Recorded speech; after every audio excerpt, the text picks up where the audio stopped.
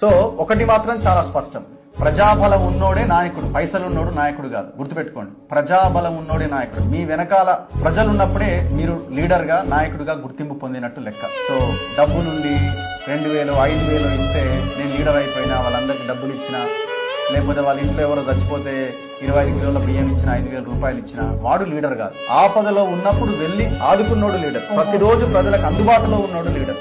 ప్రజలు ఎక్కువగా ఏమీ ఎక్స్పెక్ట్ చేయరండి. దయచేసి ఇది ప్రతి ఒక్క లీడర్ గుర్తుంచుకోవాలి. ప్రజలు జస్ట్ మా లీడర్ మాకు అందుబాటులో ఉన్నాడా లేదా, మేము గెలిపించిన నాయకుడు మాకు అందుబాటులో ఉన్నాడా లేదా అన్నది మాత్రమే చూస్తారు ఎక్కువగా. చిన్న చిన్నవి, నా ఇంటికి పెన్షన్ రావాలి, వచ్చిందా, అప్లై చేసుకోవాలి, సర్పంచ్ ఉన్నాడా, మా ఎమ్మెల్యే ఉన్నాడా, నా ఇంటి ముందు ఇది బాలేదు, ఆ పని కోసం ఎమ్మెల్యే దగ్గరికి, సర్పంచ్ దగ్గరికి పోవాలి.